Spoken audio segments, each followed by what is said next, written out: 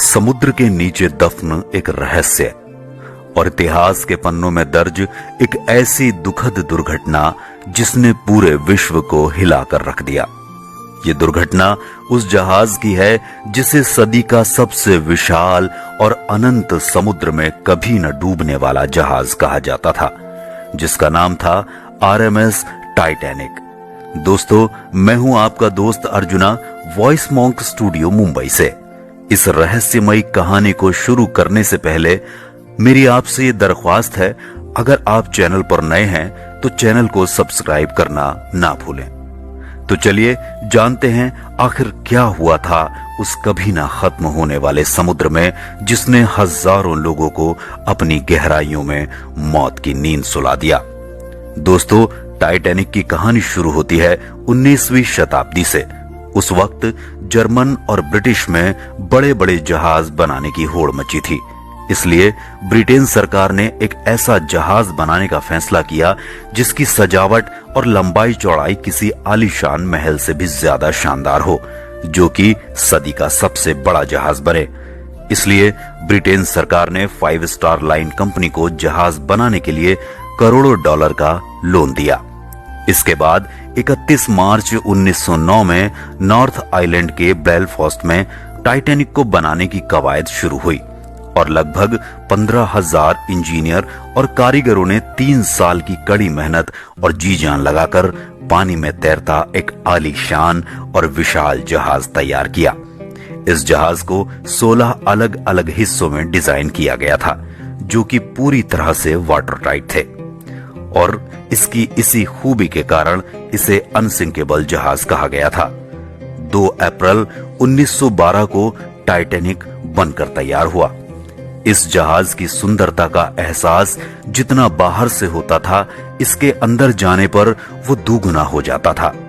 दोस्तों, white star line ने जब यूरोप और अमेरिका के बीच टाइटैनिक की सेवाओं का ऐलान किया तो हर इंसान इस जहाज पर पहली यात्रा करना चाहता था। अब दिन था 10 अप्रैल 1912 का, जब टाइटैनिक ने 1920 यात्रियों के साथ अपनी पहली यात्रा इंग्लैंड के साउथहैम्पटन से न्यूयॉर्क के लिए शुरू की। दोस्तों, बताया जाता है कि जिस वक्त टाइटैनिक अपनी पहली यात्रा के लिए तैयार हुआ, तब इसे देखने के लिए 1 लाख से भी ज्यादा लोग पहुंचे थे। साउथहैम्पटन से चलकर टाइटैनिक 42 किलोमीटर प्रति घंटा की रफ्तार से शाम होते होते शेरबर्ग, फ्रांस पहुंचा, और यहां से भी 274 यात्री टाइटैनिक की पहली और आखिरी यात्रा में सवार हुए।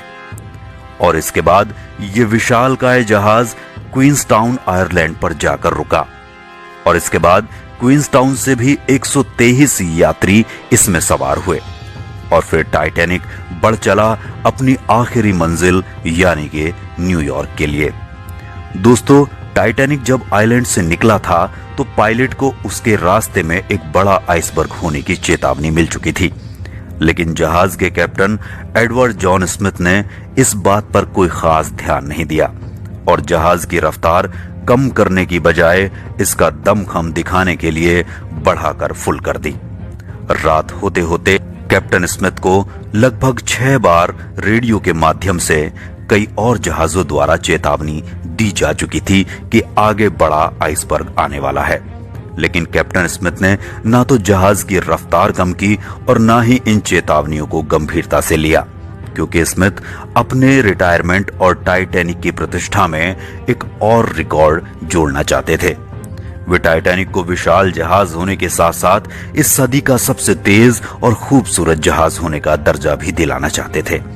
दोस्तों, 14 अप्रैल की उस काली रात में कैप्टन स्मिथ ने सुरक्षा को मद्देनजर रखते हुए जहाज के 2 क्रू मेंबर्स फ्रेडरिक फ्रीक और रेग्नॉल्ड डी को जहाज के ऊपर निगरानी करने के लिए तैनात किया था, ताकि आने वाले किसी भी खतरे की जानकारी को स्मिथ को दे सकें। लेकिन दोस्तों, 14 अप्रैल की उस भयानक रात में समुद्र ने मानो अपनी सांसें रोक ली थी और एकदम शांत सन्नाटे के साथ वो इस जहाज को निगलने की प्रतीक्षा कर रहा था। आसमान में सिर्फ तारे नजर आ रहे थे, चांद का दूर दूर तक कुछ पता नहीं था। तभी अचानक 11:30 पर निगरानी करते हुए फ्रेडरिक फ्रीक ने जहाज के ठीक सामने एक काला सा बड़ा चट्टान देखा। उन्हें बर्फ की चट्टान नहीं दिखी, लेकिन फ्रीक फिर भी समझ गया कि जहाज के सामने जो चट्टान दिखाई दे रही है वो कोई चट्टान नहीं बल्कि एक बड़ा आइसबर्ग है। फ्रीक ने समय न गवाते हुए 3 बार डेक पर लगा हुआ घंटा बजाया और तुरंत ही फोन पर खबर दी कि हमारे ठीक सामने बर्फ की एक बड़ी चट्टान है। ये सुनते ही सभी कर्मचारी जहाज को मोड़ने की कोशिश में जुट गए।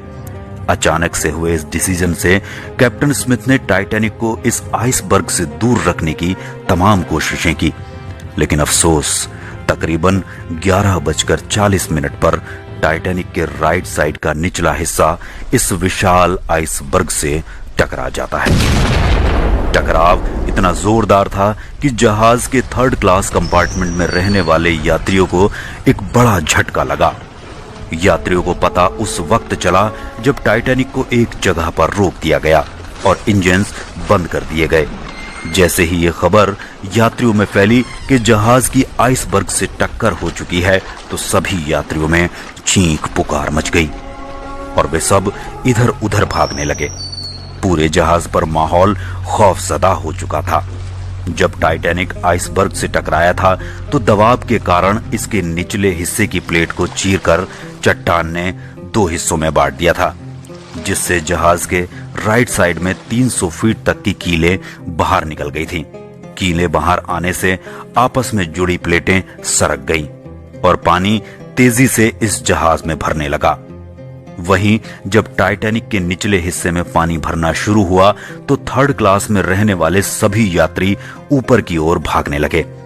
इस घटना को देखकर टाइटैनिक के डिजाइनर थॉमस एंड्रयूज ने कैप्टन को बताया कि जहाज के 5 कंपार्टमेंट में पानी भर चुका है और कुछ ही समय में पानी डेक के ऊपर से बहते हुए एक एक करके बाकी सभी कंपार्टमेंट्स में भर जाएगा।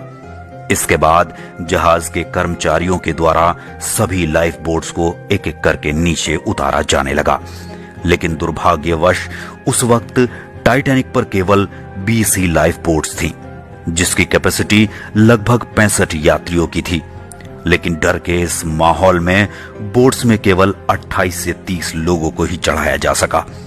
इस बात पर सवाल भी उठाए गए कि कैप्टन होने के नाते स्मिथ को तो इस बात की जानकारी थी कि जहाज पर कितने यात्री हैं और कितनी लाइफ बोट्स हैं, लेकिन फिर भी कई नावों को पूरी तरह भरे बिना ही नीचे उतार दिया गया और इस वजह से ज्यादा लोगों की जानें गईं। दोस्तों, उस रात जहाज पर चारों तरफ खौफ का माहौल था और मंजर इतना भयानक था कि आप अंदाजा भी नहीं लगा सकते। लेकिन इसी बीच जहाज पर मौजूद कुछ म्यूजिशियंस ने अपनी जिंदगी की परवाह ना करते हुए और मौत के खौफ के बीच म्यूजिक बजाना शुरू किया, जिससे कि थोड़ा माहौल शांत हो सके।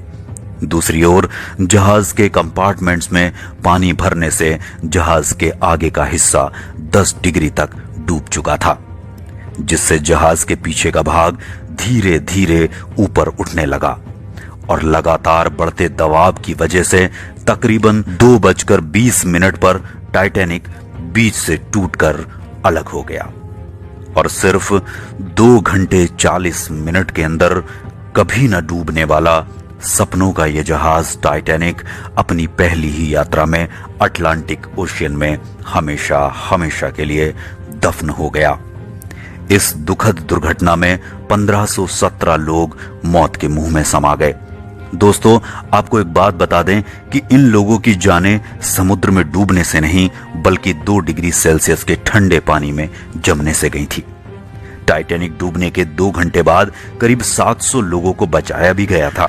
टाइटैनिक के डूबने से लेकर आज तक इसके डूबने की अलग अलग कहानियां सामने आई हैं। कुछ लोग इस घटना के लिए कैप्टन स्मिथ को जिम्मेदार मानते हैं, तो कुछ लोग टाइटैनिक की बनावट और इसमें इस्तेमाल किए गए मटेरियल को जिम्मेदार बताते हैं। लेकिन 2010 में शुरू किए गए एक प्रोजेक्ट के अंतर्गत टाइटैनिक डूबने की असली वजह जानने के लिए शोधकर्ताओं ने लाखों डॉलर के आधुनिक रोबोट्स और हाई डेफिनेशन वाले कैमरों की मदद से नॉर्थ अटलांटिक ओशियन में रेडार तकनीक से स्कैन करके 15 किलोमीटर के क्षेत्र का एक नक्शा बनाकर टाइटैनिक के हर छोटे बड़े टुकड़े की लगभग 1,50,000 पिक्चर्स और वीडियोस इकट्ठा करके टाइटैनिक के मलबे की जांच की और 2 साल की कड़ी मशक्कत के बाद सन 2012 में इस जांच टीम ने टाइटैनिक को वर्चुअली तैयार करके इसके डूबने की असली वजह को जानने का प्रयास किया। टाइटैनिक के डिजाइन और इसमें इस्तेमाल किए गए मटेरियल पर भी कई तरह के एक्सपेरिमेंट्स के बाद जांच टीम ने पाया कि टाइटैनिक के डिजाइन में कहीं कोई कमी नहीं थी और ना ही उसमें इस्तेमाल मटेरियल खराब क्वालिटी का था। दरअसल इस टीम ने पाया कि टाइटैनिक के डूबने का प्रमुख कारण उसकी तेज रफ्तार थी, क्योंकि इतनी तेज रफ्तार से जब टाइटैनिक आइसबर्ग से टकराया तो उससे हजारों टन दबाव जहाज के निचले हिस्से पर पड़ा, जिससे कि दबाव वाला हिस्सा पूरी तरह से क्षतिग्रस्त हो गया और इससे जहाज के 5 कंपार्टमेंट्स में पानी भर जाने से जहाज आगे से डूब गया। दोस्तों, आज टाइटैनिक का मलबा कनाडा न्यू फाउंडलैंड से करीब 600 किलोमीटर दूर 4 किलोमीटर समुद्र की गहराई में पड़ा हुआ है, जिसकी तलाश एक अरसे तक की गई थी, लेकिन कामयाबी 1985 में हाथ लगी। उसके बाद से अभी तक 700 से भी ज्यादा गोताखोर इस ऐतिहासिक मलबे यानी कि टाइटैनिक के पास जा चुके हैं।